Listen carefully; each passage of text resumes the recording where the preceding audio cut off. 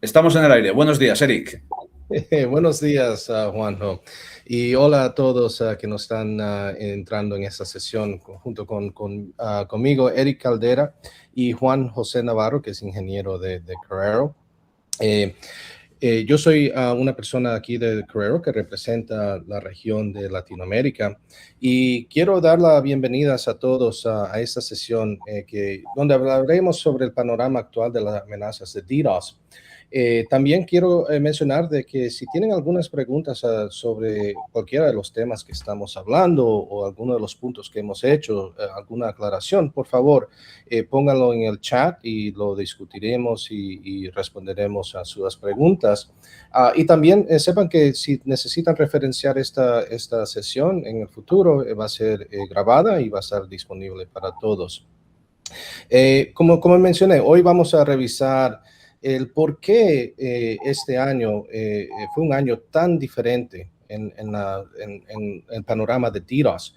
¿Cuáles fueron esos datos más relevantes de nuestro Threat Intel Report? ¿Cómo ha evolucionado la situación con los ataques de negación de servicio en las últimas décadas?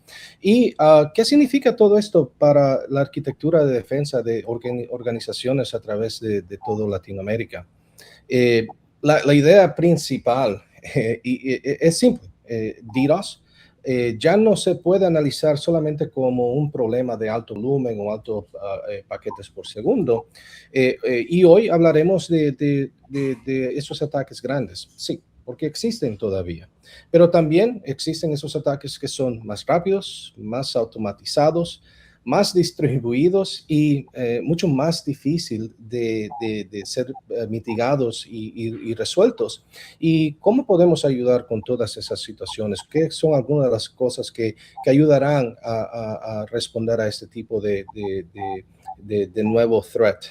Perdón mi Spanglish.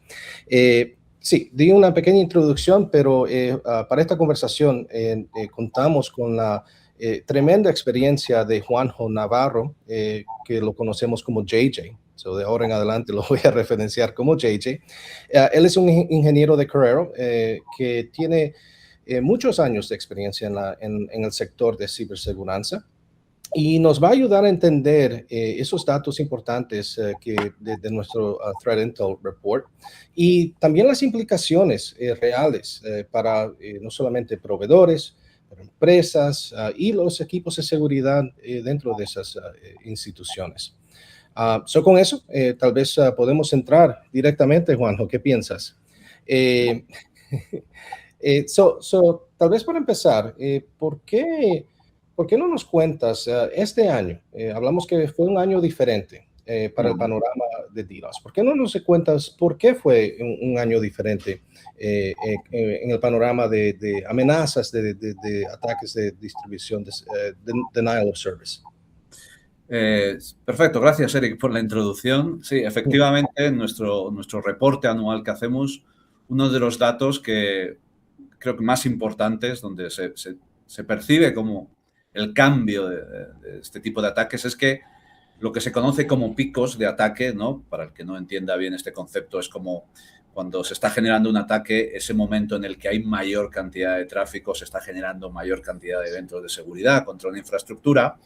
Esos picos ya no son aislados. Lo que esto significa es que es una nueva normalidad donde las nuevas infraestructuras de ataque están consiguiendo mandar ataques cada vez más grandes. Pero permíteme que explique un poco este concepto sobre ataques grandes, porque la realidad es que cuando hablamos sobre denegación de servicio, lo importante es entender que, aunque a nivel de marketing, a nivel de noticias, a nivel de lo que vemos en la televisión, los ataques es como cantidad de tráfico que recibe una infraestructura a nivel de bandwidth o a nivel de ancho de banda, la realidad es que los ataques tienen muchas formas de medirse, ya sea en el riesgo, en la cantidad de tráfico que se recibe, en la velocidad del ataque, en el impacto en el servicio, en las latencias, en la cantidad de paquetes por segundo, en la duración, etcétera. Lo que estamos viendo es que la nueva normalidad representa que todos esos vectores da igual cómo miramos el ataque, están creciendo. Es decir, que no crecen solo en una dirección, sino que van creciendo en múltiples direcciones. Y esto representa una nueva normalidad.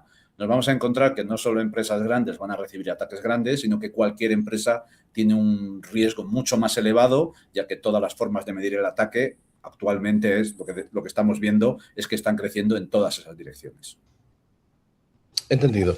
Y bueno, hablando acerca de esos ataques, nosotros recibimos mucha información e inteligencia sobre esos ataques que son,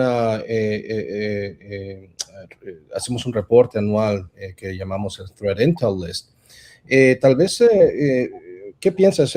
¿Cuáles fueron esos datos que recibimos, esos records, que crees que son los más importantes que tenemos en ese Threat Intel Report?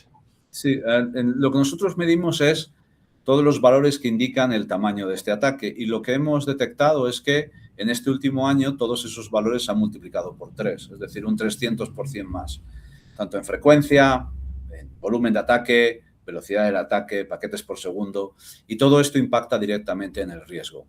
Hay que tener en cuenta que muchas veces las empresas miden el ataque en el concepto de ancho de banda, ¿no? Hablamos de una saturación del bandwidth, de tal manera que si hay una infraestructura que soporta, supongamos, 100 gigas, si esta infraestructura sufre un ataque de más de 100 gigas, el bandwidth, el link de acceso queda saturado. Pero la realidad es que esto es mucho más complejo. Los ataques que estamos viendo, lo que vemos son valores, por ejemplo, de cantidad de paquetes por segundo, que el último valor que o el más elevado, estamos hablando de 1.300 millones de paquetes por segundo. Ese ataque no solo afecta al ancho de banda, sino afecta a toda la infraestructura que da servicio. Los atacantes utilizan todos los ISPs, cables submarinos, toda la infraestructura de Internet para generar ese ataque.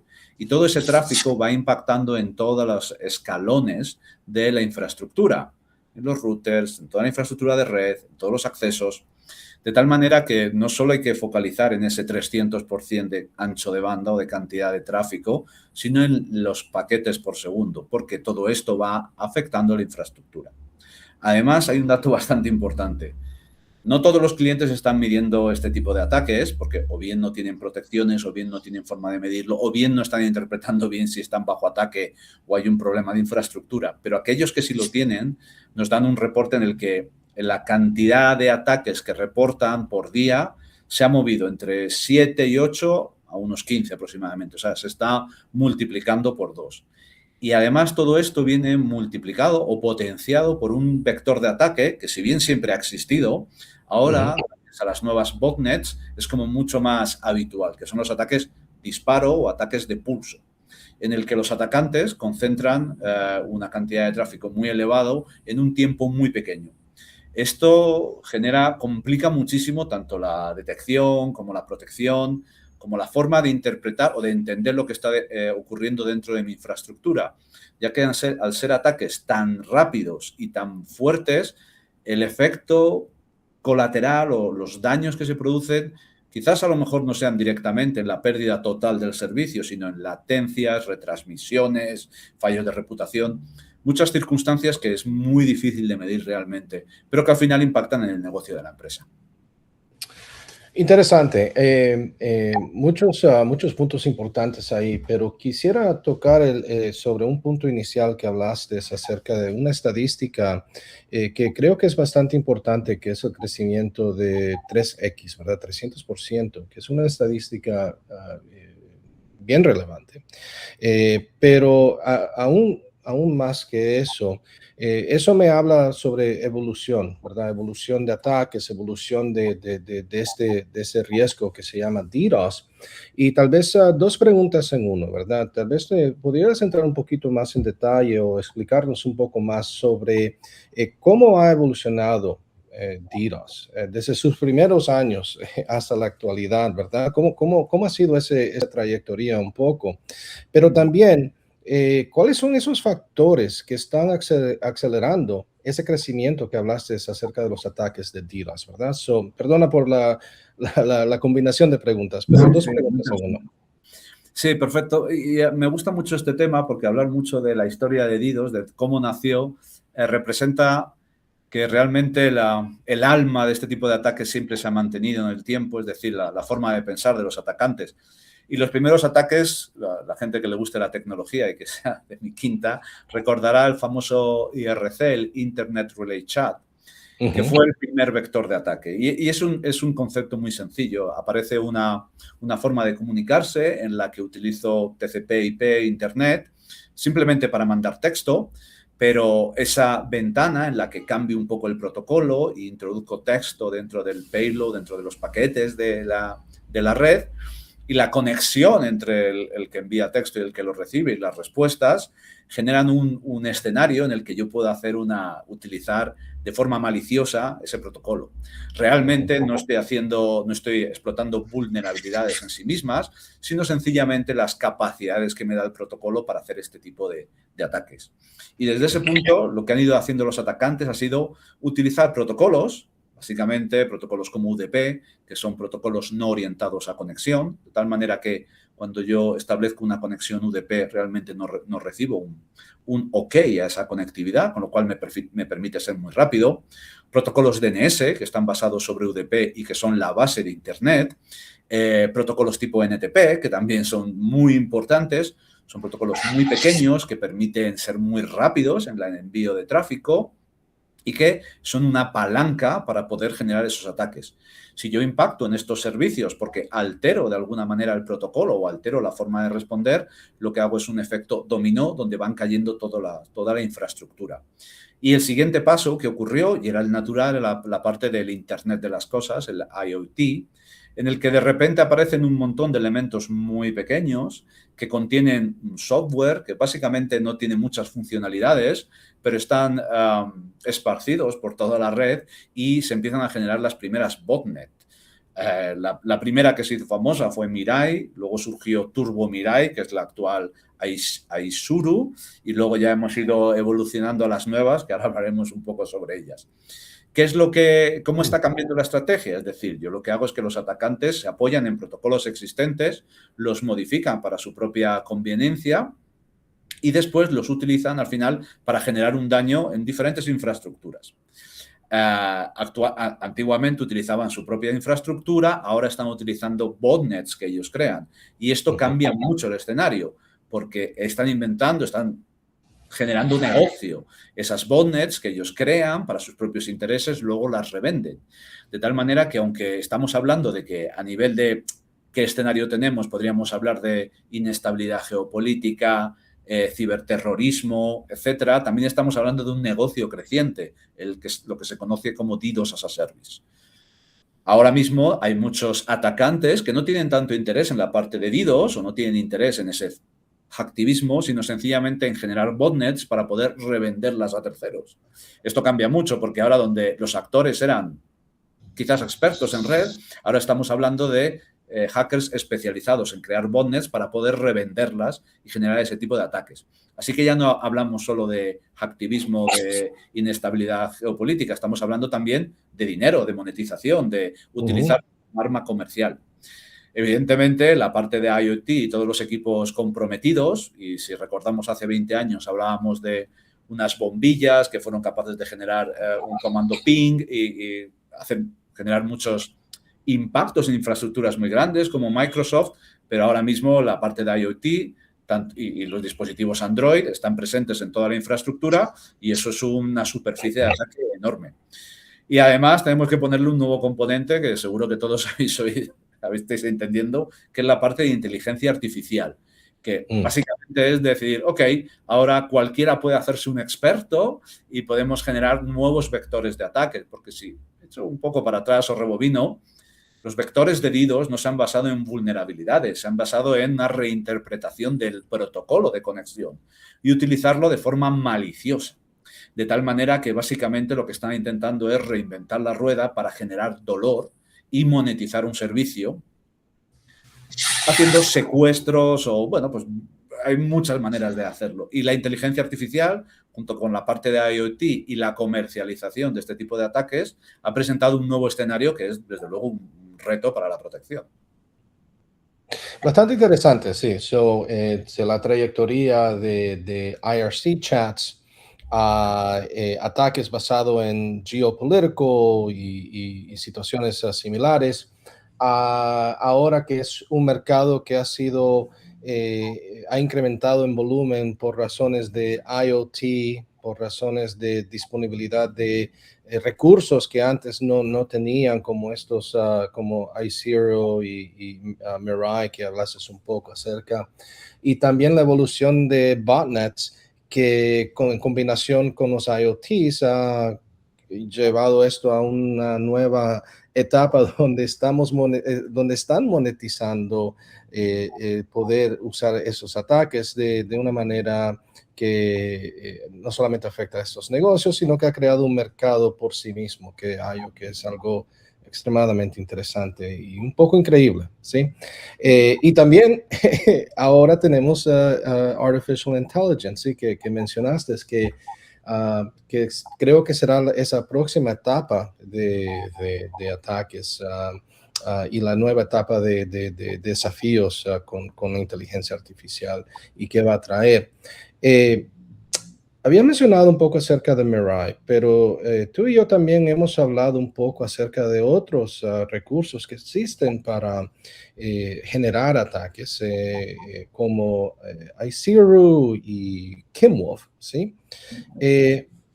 ¿Podrías explicar cómo esos tal vez representan amenazas relevantes, ¿verdad? Porque Mirai sigue siendo un vector, ¿verdad? Sigue siendo un tool que se usa para ataques, pero esto sigue creciendo y hay nuevos recursos, nuevas situaciones, especialmente con Artificial Intelligence. Háblanos un poquito acerca de iZero y Kimwolf, por favor. Sí, por supuesto.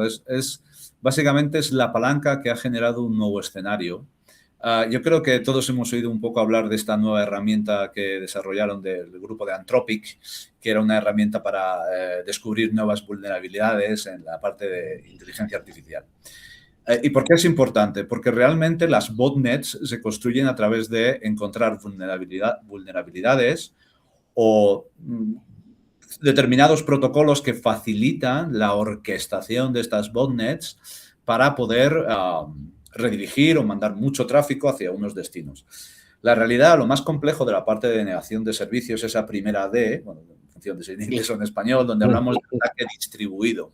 Porque lo importante es que cuando hablamos de distribuido significa que no puedo identificar de forma sencilla quién es el que me está generando el ataque. La forma más sencilla sería un direccionamiento IP, pero la realidad es que al estar tan distribuido, eso es muy complicado. Realmente tendríamos que generar fingerprint o huellas de atacantes. ¿Qué es lo que hacen estas botnets? Bueno, pues básicamente el principio de las botnets fue a través de las herramientas como Sodan, encontrar equipos que con una contraseña del tipo admin, es decir, una contraseña, un usuario y una contraseña típicos, monopolizar esos equipos para poder mandar comandos e interactuar. Mirai se basó mucho en eso y utilizó casi cualquier dispositivo sin mucho criterio, porque básicamente lo que buscaba era generar tráfico a partir de cualquier dispositivo que fuese fácilmente atacable. Escaneo de puertos, protocolos tipo Telnet, usuarios y contraseñas estándar, etc. Pero lo que ocurrió es que cuando que es Turbo Mirai realmente, pero ahora se conoce como iZero, lo que hizo fue mejorar esa botnet para tener una herramienta de ataque, algo configurable que pudiese apagarse, encenderse, coordinarse entre ellos mismos. Lo que descubrieron es que los elementos de IoT, que en líneas generales podríamos considerar elementos tontos, con pocas capacidades, era una buena palanca, pero había que encontrar qué elementos de IoT eran los mejores o los más adecuados para generar este ataque. Y hemos pasado de este Turbo Mirai o de este iZero a la red Kimwolf, que ha dado ese paso. Ha buscado elementos de IoT que pueden manejar tráfico tanto de subida como de bajada, que básicamente es sobre todo la set-top box o esos elementos que permiten el streaming dentro de nuestra casa, que son elementos de bajada y de envío y eso ha cambiado el escenario, porque ya no tengo una botnet de cualquier equipo, que puede ser una bombilla o puede ser un reloj o puede ser, no sé exactamente cómo funciona, a una red inteligente que está orquestada, que puede interactuar y puede redirigir los ataques. De tal manera que hemos pasado de un concepto de botnet que podría ser intentar acumular el mayor posible número de objetos que generen este ataque, a un concepto de una botnet inteligente que puedo reorientar, cambiar, modificar, esconder. Y gracias a la inteligencia artificial, esa orquestación pues es mucho más sencilla. De tal manera que el fingerprint es cada vez más complejo. Utilizar este tipo de set-top box ha cambiado mucho el escenario porque ya puedo generar ataques de dentro hacia afuera y ya no solo impacto directamente en el que recibe el ataque, sino todo en la infraestructura que sirve de ataque. De tal manera que el atacante podría decidir atacar un objeto, un destino, o podría decidir atacar toda la tubería que llega hacia ese destino. Entonces estamos encontrando un nuevo escenario de ataque. Ya no es la protección propia de la parte del borde del cliente, sino también la parte interna. Y todo esto lo complica muchísimo más, tanto en la detección como en la protección y todo lo que hay que hacer para detectar o ver quién está atacando. Interesante. Hablando de detección y cómo podemos mitigar alguno de esos ataques, sí, el panorama es un poco más complicado. Hay más orchestration, otra vez Spanglish, más orchestration alrededor de poder generar esos ataques, especialmente con inteligencia artificial, que lo hace más dinámico, más inteligente. Pero, JJ, tú sabes que yo vengo de un background técnico. Y al final del día, todos los ataques son basados en protocolos de networking, que es mi background, ¿no? Routing y switching es mi background. Tenemos información sobre estos nuevos tools y todas las dinámicas, ¿verdad? ¿Qué tipo de protocolos, cuáles son esos vectores de ataques que están siendo más utilizados en el mundo de DDoS? ¿Podrías expandir en eso un poco, verdad? Sí, por supuesto, y hablar incluso de cómo la protección, o sea, qué dificultades se encuentra al ver este tipo de ataques. Realmente, lo que nos encontramos es que no es necesario cambiar nada, sencillamente protocolos que ya existen, utilizarlos de una forma ventajista o maliciosa para el atacante. El protocolo más sencillo, hablando de protocolos que existen en Internet, es el protocolo UDP, que como hemos visto antes es un protocolo que no busca un acknowledge o no, realmente se envía tráfico sin necesidad de que el destino me confirme la llegada de tráfico, de este paquete de datos, y siempre se utilizó el tráfico UDP como un vector principal. Lo han cambiado mucho y lo que están haciendo es generar tráfico UDP muy, muy pequeño, lo cual facilita mucho que sean picos muy rápidos, o extremadamente grande, lo cual dificulta muchísimo más la caracterización del fingerprint, porque si son muy pequeños, quizás podría utilizar alguna característica típica de cantidad de tráfico que estoy recibiendo, pero si son muy grandes, eso ya no sirve. Y esto conecta mucho con lo siguiente que voy a hablar, que es la parte de multivector. Pero permíteme que haga un salto más, porque ya que sé que UDP es algo clásico, me voy a apoyar en protocolos de capa 7 que se basan en UDP clásicos como el DNS. El DNS es un vector clásico que se utiliza porque al final de cuentas DNS es todo en Internet. Nadie funciona por IPs, funcionan por la resolución de nombres. Si un DNS no funciona correctamente, eso es un efecto dominó que afecta a toda la infraestructura. Pero los atacantes, y gracias a esta botnet, han ido un paso más allá. Aunque normalmente el vector TCP, que es como lo opuesto a UDP, en el que sí se necesita un reconocimiento por parte del destino de he recibido un paquete, sé quién eres, voy a establecer una comunicación contigo, los atacantes han conseguido hacer una tormenta de TCP, el famoso SYN-ACK, que significa que envían un montón de paquetes con una señal de reconocimiento que nadie solicitó a una infraestructura que está constantemente manejando este tipo de paquetes. Y diferenciar entre el bueno y el malo es muy complicado. Si junto estos tres vectores me encuentro con el escenario multivector, que es lo que el atacante busca.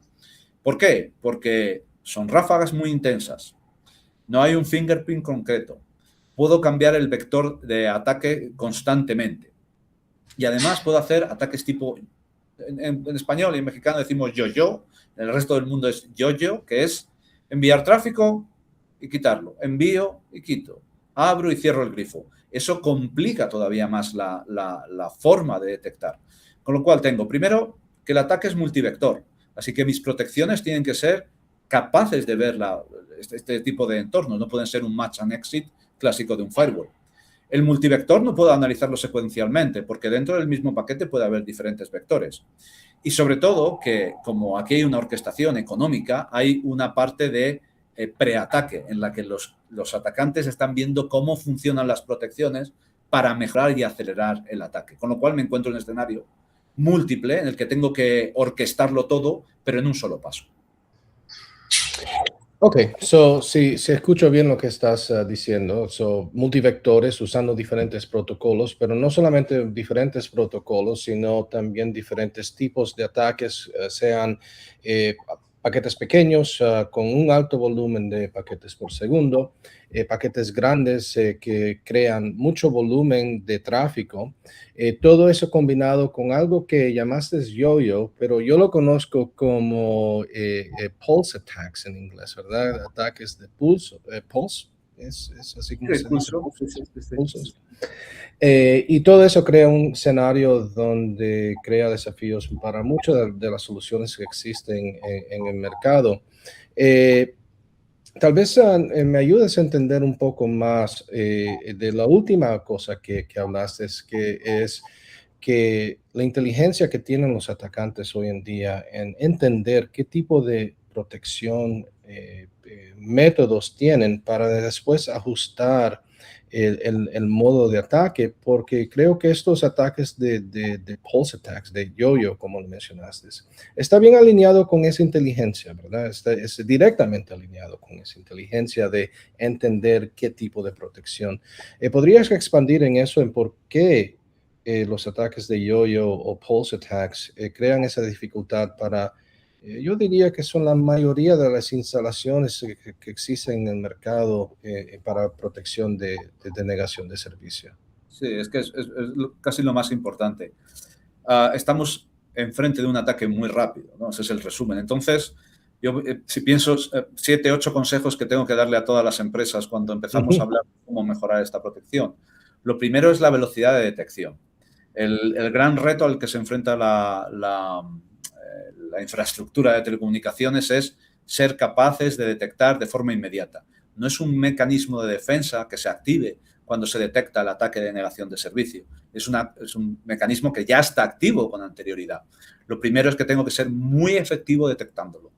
Hay un riesgo. ¿Y qué voy a hacer? El segundo es que una vez que he detectado que hay un ataque, tengo que mitigar, que significa ser capaz de encontrar ese tráfico malicioso dentro de todo el tráfico que me está atacando, con lo cual la velocidad de mitigación es otro factor importantísimo. De nuevo, no puede ser algo que se active cuando detecta el ataque, porque eso es demasiado lento. Debe estar activado con anterioridad, tiene que ser subsegundo.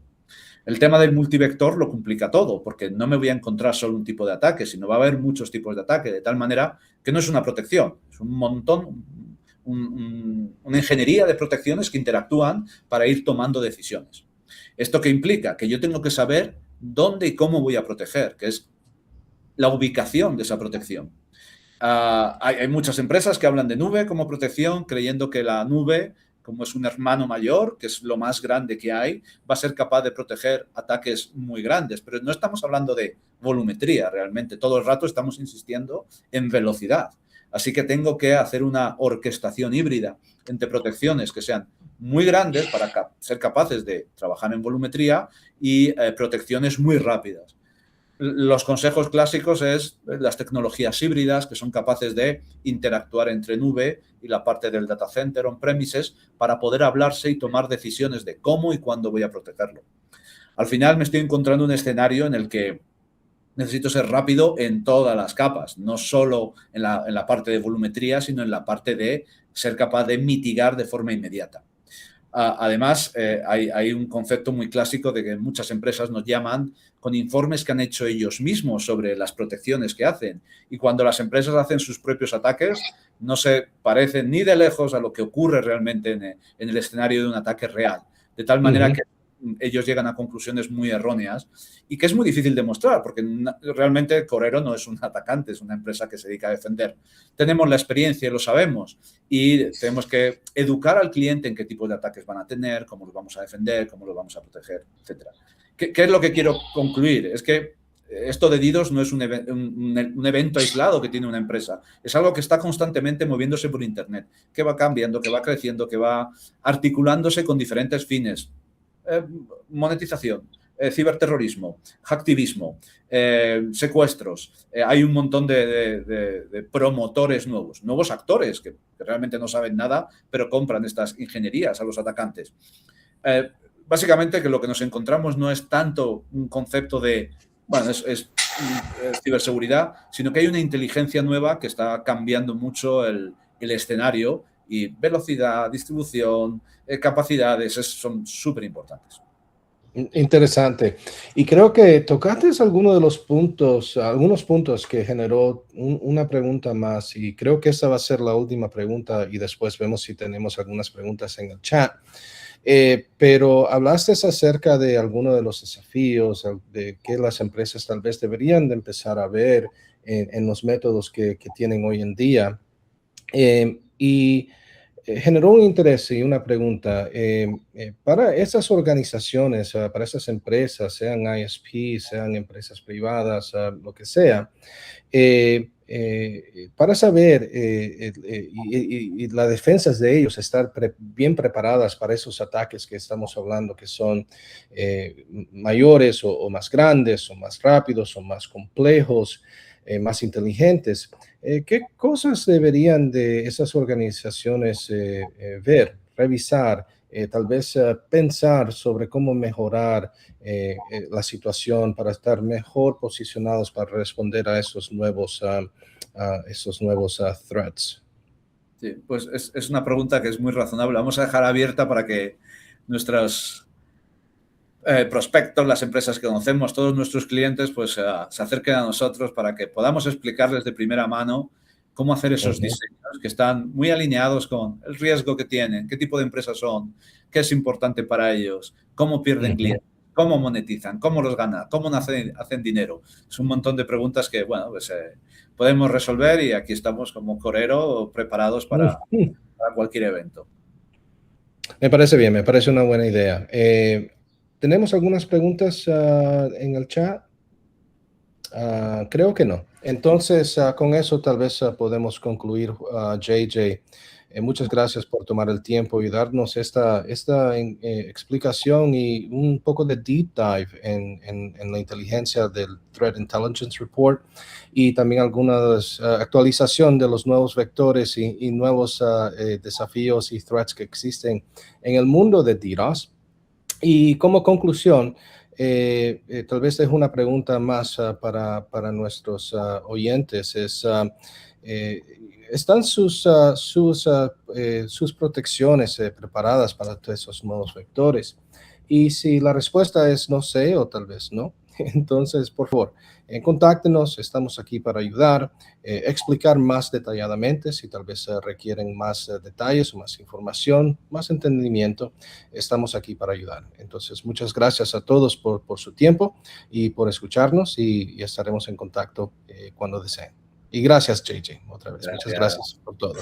Hasta luego.